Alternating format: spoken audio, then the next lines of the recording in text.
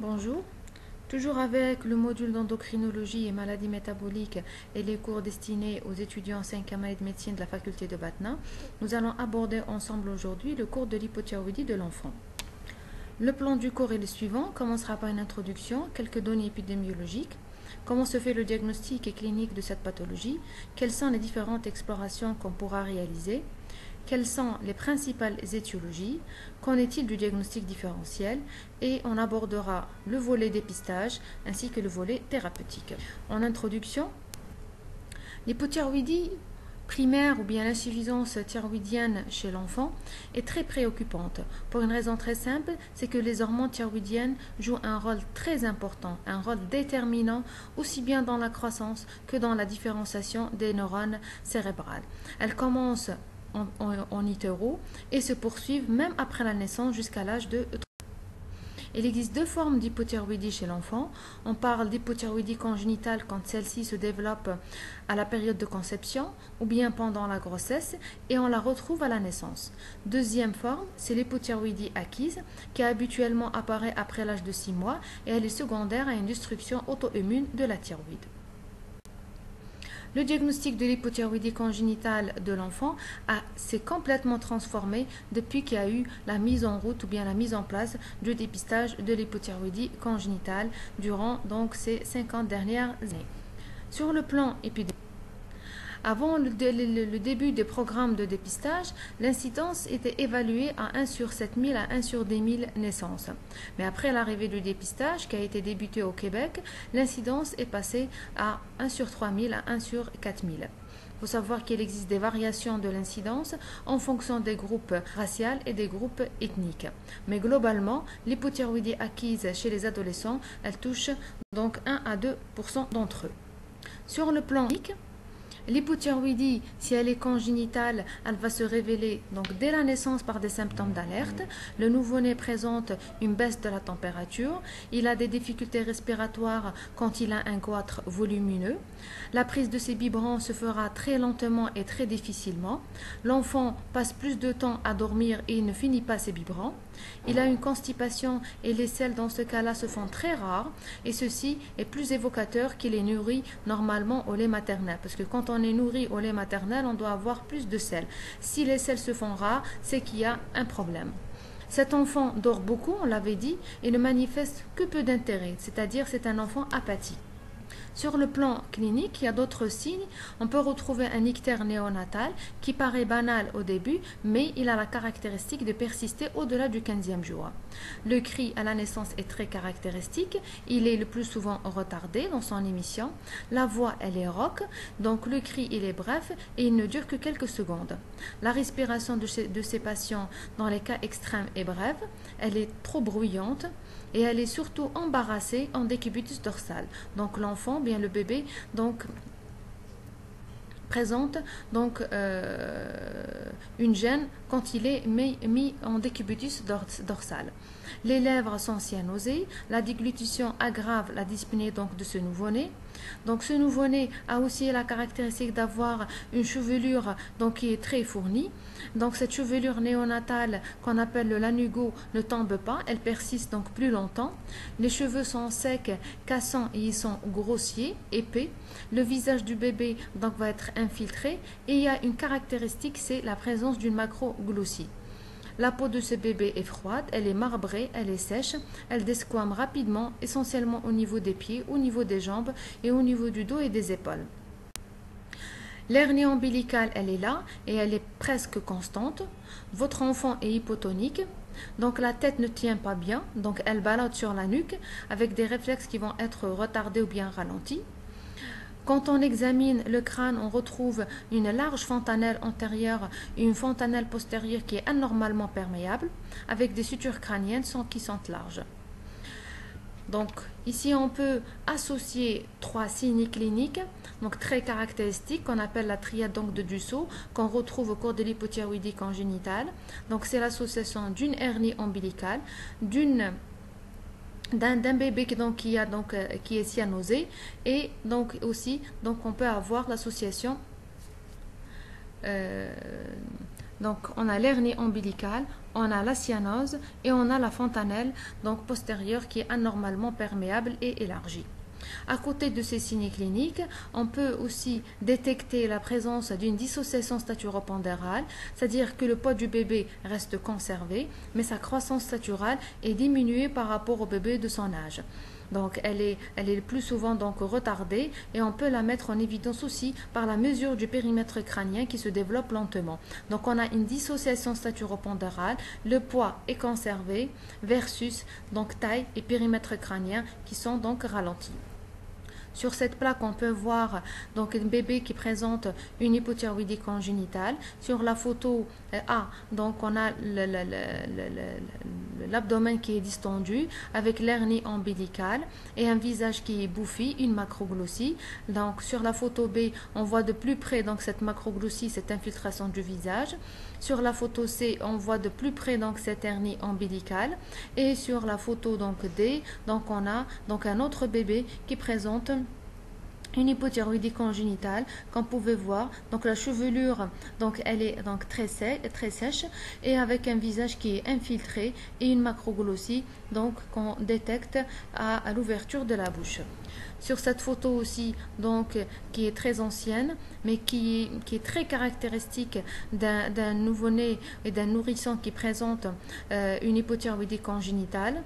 Vous avez le visage qui est arrondi, qui est bouffi, qui est infiltré, avec une macroglossie donc qui est très marquée. Et sur la photo à droite, donc c'est un nourrisson donc de 6 semaines qui a été suivi pendant 11 ans, qui présente une hypothyroïdie congénitale et qui avait à la naissance un myxœdème très important avec une langue qui est saillante, l'abdomen qui est distendu sur la photo d'en bas et avec un ictère qu'on peut voir donc essentiellement sur la photo d'en haut. Donc c'est le même aspect. Donc c'est la bouffissure du visage avec la macroglossie, comme on l'avait dit, qui est donc un signe donc caractéristique et constant. Pour les signes donc osseux, à côté des autres signes donc cliniques qu'on vient de citer, donc on peut réaliser des radiographies sur lesquelles on peut révéler l'existence d'une atteinte osseuse. À la base du crâne, on retrouve des os qui sont densifiés, surtout dans la région occipito-pariétale, avec des rebords orbitaires qui vont être aussi densifiés, donnant un aspect de loup.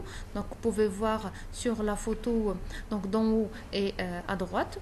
Les vertèbres aussi, elles vont être densifiées, elles sont uniformes, essentiellement les vertèbres lombaires, la L1 et la L2.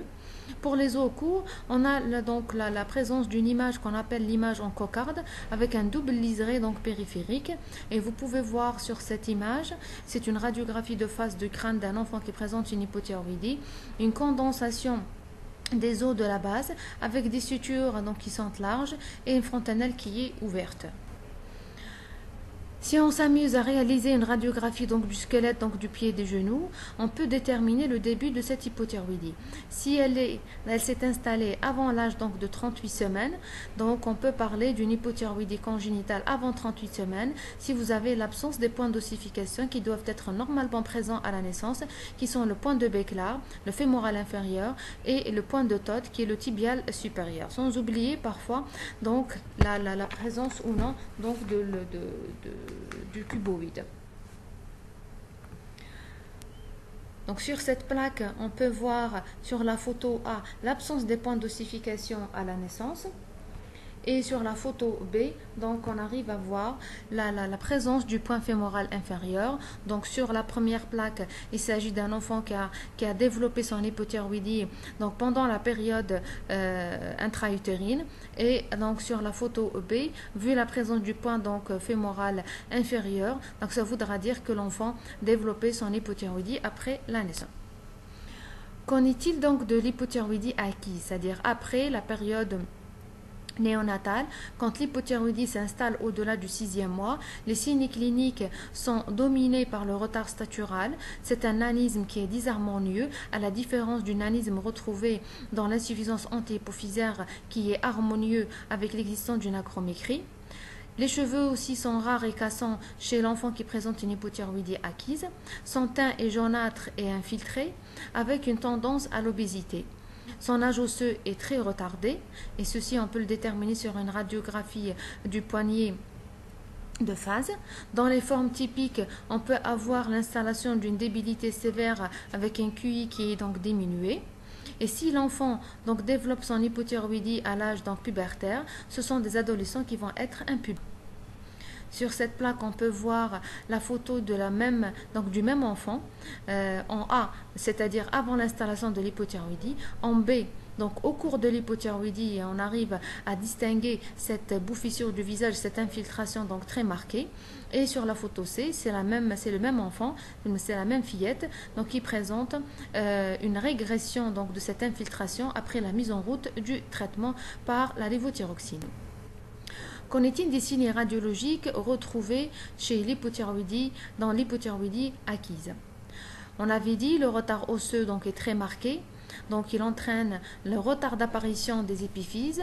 Donc, ils sont le plus souvent, comme on peut le voir sur cette radiographie du bassin, les épiphyses sont petites, elles sont fragmentées. On peut avoir une dysgénésie épiphysaire, surtout au niveau des têtes fémorales qui vont être aplaties et fragmentées. Les cols fémoraux vont être courts en coxavara, et on peut aussi être amené à demander une radiographie du crâne qui montre une selle turcique qui est distendue et ballonnée, qui peut donner donc l'aspect d'un adénome hypophysaire. On peut expliquer donc ce ballonnement de la selle turcique donc par l'augmentation, par la baisse des hormones thyroïdiennes qui par feedback vont entraîner une augmentation compensatrice de la TSH hypophysaire. Et comme vous le savez, la TSH est considérée comme donc un facteur donc de croissance, donc il va être responsable d'une augmentation du volume des cellules thyréotropes, ce qui va donner cet aspect donc ballonné, cet aspect de pseudo-adénome hypophysaire. Qu'en est-il des explorations qu'on peut réaliser pour confirmer l'existence de cette hypothyroïdie chez l'enfant? Commençons par le dosage de la thyroxine binding globulin, qui est très utile pour la détermination d'un trouble de l'hormonosynthèse d'un thyroïdien qui est le déficit en TBG, où les hormones totales sont effondrées et les formes libres sont normales. L'ATG, donc la thyroglobuline, a aussi un intérêt pour le diagnostic. Donc si le tissu thyroïdien fonctionnel est là, présent, mais la loge thyroïdienne est vide à la palpation, c'est que ce tissu thyroïdien donc, est ectopique. Si l'ATG donc, est indétectable, on peut parler donc d'un trouble de l'hormonosynthèse de la thyroglobuline. Et si donc, on est face à une hypoplasie majeure, où le taux de TG donc, est sécrété, donc ça peut donc déterminer l'existence d'un tissu thyroïdien, même s'il est hypoplasique, il reste toujours donc capable de sécréter donc une petite quantité de thyroglobuline. Par contre, dans la thyréose, c'est-à-dire l'absence totale de la thyroïde, la thyroglobuline sera nulle. On peut être aussi amené à doser donc l'iodurée pour rechercher soit une carence iodée ou bien une intoxication iodée d'origine maternelle. Qu'en est-il des explorations radiologiques? Donc, c'est beaucoup plus l'échographie et la scintigraphie thyroïdienne. L'échographie chez le nouveau-né demande un opérateur entraîné qui est habitué à faire donc, des échographies chez les nouveau-nés. Elle permet soit de retrouver une glande ectopique qui n'est pas à sa place, ou bien de confirmer l'existence d'une athyréose, c'est-à-dire une absence totale du tissu donc, thyroïdien. Pour la scintigraphie, elle est utile dans cette situation-là. Elle permet de déterminer l'existence ou non d'une athyréose, d'une ectopie et de localiser donc l'ectopie, et aussi de mettre en évidence l'existence d'une hypoplasie donc thyroïdienne. Passons maintenant au volet étiologie. Si on parle du premier volet, de la première entité qui est l'hypothyroïdie congénitale permanente, donc ce sont les hypothyroïdies primaires par dysgénésie thyroïdienne donc, qui viennent en premier. Ils ont été considérés comme une entité sporadique. Et on a beaucoup plus les athyréoses qui vont entraîner un déficit immédiat décelable dès la naissance. La fréquence de cette athyréose est de l'ordre de 20 à 30% des hypothyroïdies qui ont été dépistées. On a aussi la forme donc ectopie, donc où le tissu thyroïdien donc, est situé dans le canal thyréoglosse au lieu d'être situé au niveau de la thyroïde. On peut avoir une situation à la base de la langue qui est la plus fréquente et on a décrit des ectopies doubles ou bien des anomalies morphologiques assimilables à des ectopies, c'est-à-dire à des formes donc, de lobe. Dans certaines situations, quand on a des ectopies de gros volume, donc le dépistage de l'hypothyroïdie congénitale peut se révéler donc négatif. On parle de faux négatif, puisque le tissu thyroïdien il est là et il est capable, même s'il est en position ectopique, il est capable de sécréter donc une quantité donc de TG et une quantité d'hormones donc thyroïdiennes.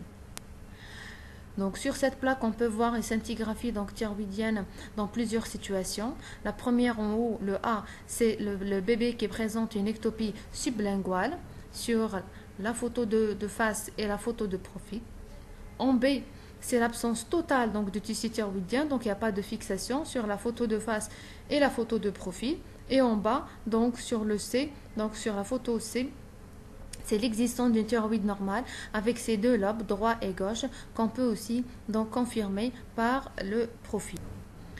Deuxième entité, c'est les troubles congénitaux de l'hormonogénèse. Il faut savoir que dans le monde, les troubles de la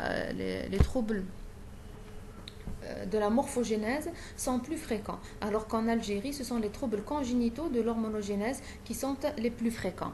La présentation de ce trouble associe une hypothyroïdie congénitale avec un goitre. Le diagnostic donc du type de l'atteinte est fondé sur plusieurs éléments. D'abord le dosage des hormones thyroïdiennes et la TSH. Ensuite on fera appel au dosage donc de l'iodurée, sans oublier le dosage donc de la thyroglobuline et l'évaluation de la cinétique du captage de l'iode 123 donc à l'aide de la scintigraphie thyroïdienne. Heureusement qu'en 2002, la classification des troubles de l'hormonogénèse a été un peu plus clarifiée donc par Vigilder et on y retrouve principalement 4 types de déficits: le transport de l'iodure, le défaut de l'organification de l'iodure, le défaut de synthèse de la thyroglobuline et enfin le défaut donc ou bien le déficit en iodotyrosine des iodases. Si on prend l'exemple du défaut d'organification donc de l'iodure, le caractère de l'anomalie peut être partiel et dans ce cas, la TSH elle est normale ainsi que les hormones donc thyroïdiennes. Et néanmoins, le captage donc de la décharge du perchlorate donc va être partiel. Dans le cas de défaut de synthèse de la thyroglobuline, la TSH va être élevée. Néanmoins, les hormones thyroïdiennes vont être normales abaissées et le captage donc thyroïdien va être élevé. Autre entité, toujours dans le cadre des hypothyroïdies congénitales, c'est la résistance de la TSH. Et dans ce cas, il existe plusieurs formes de résistance à la TSH et la mutation donc est variable. Elle touche donc le gène de récepteur de la TSH, ce qui va mener à une hypoplasie thyroïdienne. Dans le cadre de l'hypothyroïdie centrale, l'atteinte de l'axe thyriotrope ne va pas être isolée, elle va s'associer à d'autres déficits comme ceux de la GH, la CTH et la DH. Quand on passe à l'hypothyroïdie acquise, c'est-à-dire au-delà de l'âge donc de 13 ans, le retentissement de l'hypothyroïdie sur le développement cérébral va être moins dramatique par rapport à celui de l'hypothyroïdie congénitale. Si elle est primaire, l'hypothyroïdie débute dans l'enfance et c'est surtout la cause auto-immune donc qui prédomine. Cette affection, quand elle est auto-immune, elle peut s'associer à d'autres affections auto-immunes, type diabète sucré, type arthrite donc rhumatoïde donc juvénile, anémie de Biermer. Quand l'hypothyroïdie donc est centrale et elle est acquise, comme on l'avait dit, donc avec les hypothyroïdies centrales d'origine congénitale, donc elle s'associe à d'autres déficits hormonaux donc hypophysaires. Surtout dans le cadre des causes tumorales ou bien dans les maladies infiltratives telles que l'histiocytose. Arrivons maintenant au volet donc dépistage. Donc le dépistage a pratiquement bouleversé l'histoire de l'hypothyroïdie congénitale. Il y a eu plusieurs campagnes de sensibilisation pour le dépistage de l'hypothyroïdie congénitale chez les nouveau-nés, partout dans le monde, même dans notre pays. Ce dépistage a été mené première fois par un groupe québécois qui porte le nom de la triade donc de Dussault en 1973. Ils ont utilisé le dosage de la LT4, de la thyroxine, sur du sang séché et c'est à partir de là qu'il y a eu donc la généralisation donc de dépistage partout dans le monde avec le dosage aussi bien de la thyroxine que de Donc ce screening ou bien ce dépistage est très simple. Donc on prend le pied du bébé, on essaie de tracer deux lignes, l'une qui passe au milieu donc du gros orteil jusqu'au talon et l'autre qui passe donc par la face externe donc du petit orteil et donc qui s'allonge jusqu'au talon. Donc à ce niveau-là, on va faire une petite piqûre, on va donc sécher à l'aide qu'on va déposer, donc la goutte de sang va être déposée sur donc buvard et ce papier donc buvard donc sera utilisé même pour le dépistage d'une autre affection endocrinienne qui est l'hyperplasie congénitale des surrénales. Alors le dosage donc de la thyroxine on le fait, mais on y associe le dosage donc de la TSH qui se fait par méthode immunofluorimétrique ou radio-immunologique. On rappelle l'enfant pour le revoir pour un taux de TSH donc à 15 micromilliunités par litre et entre 15 et 40, donc on le rappelle pour un contrôle sur papier et au-delà de 40 milliunités internationales par litre, l'enfant va être convoqué dans un service de référence pour être examiné et encore reprélevé donc avec un prélèvement donc sanguin. Donc cet algorithme permet donc de tracer l'évaluation diagnostique des nouveau-nés avec possible hypothyroïdie congénitale. Ainsi, quand vous avez des antécédents familiaux d'affection thyroïdienne ou bien des antécédents personnels à type de petit poids de naissance avec constipation, certaines difficultés à l'alimentation, l'examen clinique donc peut révéler la classique triade de Dussault avec ictère, avec fontanelles qui sont élargies, cyanose, l'existence ou non d'un goitre. Donc on peut être amené à faire un bilan donc thyroïdien et une radiographie antéro-postérieure du genou. Donc on peut être amené aussi à compléter ceci par une échographie thyroïdienne si on a un radiologue expérimenté. Si le goitre est là, on débute le traitement donc si possible après avoir réalisé une scintigraphie thyroïdienne pour détecter les troubles de l'hormonosynthèse. S'il n'y a pas donc de goitre, on réalise aussi une scintigraphie donc thyroïdienne. S'il n'y a pas de captation avec un dosage donc de la TG qui est indétectable, il s'agit là donc d'une athyriose. Si l'absence de goitre et la scintigraphie confirment l'existence donc d'une ectopie et permet de la localiser, donc il s'agit d'une hypothyroïdie congénitale donc permanente. Et si la captation à la scintigraphie est diminuée, il s'agit donc dans ce cas soit d'une surcharge donc iodée ou bien de transfert de certains anticorps bloquant les récepteurs de la TSH chez les femmes enceintes qui ont présenté une hyperthyroïdie donc tout au long de leur grossesse ou bien mutation du récepteur de la TSH. Donc cet arbre décisionnel permet de simplifier la prise en charge donc diagnostique de ces patients qui ont une hypothyroïdie congénitale possible. Qu'en est-il thérapeutique? Le traitement de l'hypothyroïdie congénitale a beaucoup d'objectifs, mais le principal objectif c'est d'assurer une bonne croissance, éviter donc ce retard de croissance qui va s'installer dans le temps et surtout un développement normal donc cérébral avec donc restauration rapide de l'euthyroïdie clinique et biologique. Ce traitement fera appel à la levothyroxine, qui est le traitement de choix, soit en forme de goutte qui a une meilleure donc, biodisponibilité, mais elle est moins stable que la forme donc comprimée. Une goutte de levothyroxine correspond à 5 microgrammes de LT4. Les comprimés vont être écrasés et vont être dilués dans une cuillère à café, soit avec du lait maternel ou de l'eau. Il ne faut jamais mettre de la levothyroxine dans un biberon que l'enfant pourrait ne pas finir.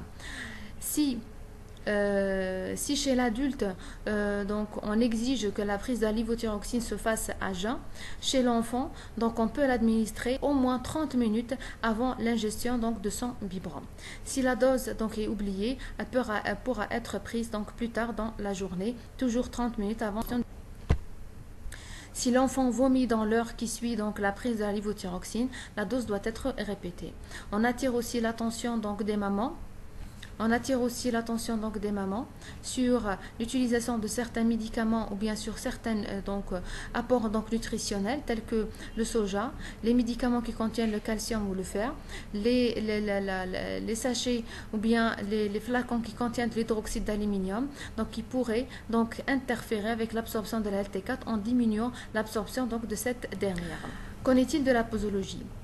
Selon les recommandations de l'American Academy of Pediatrics et celle de l'European Society of Pediatric Endocrinology, la dose initiale de la levothyroxine est de 10 à 15 microgrammes par kilo et par jour. Le but de ce traitement, qui doit être instauré donc le plus tôt possible, c'est d'avoir une FT4 dans la moitié supérieure de la normale, surtout pendant la première année de vie, et une TSH inférieure à 5 milliunités internationales par litre. Donc ce traitement doit être surveillé pour donc rechercher les signes donc de sous-dosage. À ce moment-là, on doit ajuster donc le traitement et surtout les signes de surdosage, parce qu'on peut passer d'un retard de maturation osseuse à une accélération de la maturation osseuse avec un risque donc de craniosténose, dont les risques donc sont très graves chez le nourrisson. Et ils peuvent se manifester par un tableau donc d'hyperthyroïdie, un type donc d'agitation, d'hyperthermie, donc de tachycardie et de sueur avec trouble du caractère. Qu'en est-il de la surveillance? Si elle est clinique, elle se fera donc de façon mensuelle pendant les 3 premières années de la vie. On apprécie donc la taille de l'enfant, on essaye donc de le peser et de réaliser ou bien de déterminer l'âge osseux de ce dernier. Sans oublier donc le volet développement psychomoteur qui doit être évalué de façon donc. Sur le plan biologique, la surveillance se fera par le dosage de la FT4 et de la TSH, toutes les 2 à 4 semaines après le début du traitement, puis tous les 1 à 2 mois pendant les 6 premiers mois de la vie, tous les 3 à 4 mois entre 6 mois et 3 ans, puis tous les 6 à 12 mois ensuite, jusqu'à ce que la croissance donc soit finalisée. Si on veut changer la dose de la levothyroxine, donc le dosage de la FT4 de la TSH se fera au bout d'un mois de traitement. Pour le pronostic dépendra donc de l'âge du début du traitement. Plus le traitement sera précoce, plus le pronostic, surtout sur le plan donc cérébral, sera meilleur. Ça dépendra aussi de la dose de début. Plus la dose de début est efficace et bien adaptée, plus le pronostic sera meilleur. Et ça dépendra enfin de la sévérité de l'hypothyroïdie. Plus l'hypothyroïdie sera profonde, plus le pronostic sera donc mauvais. Et moins l'hypothyroïdie sera profonde, plus le pronostic sera meilleur.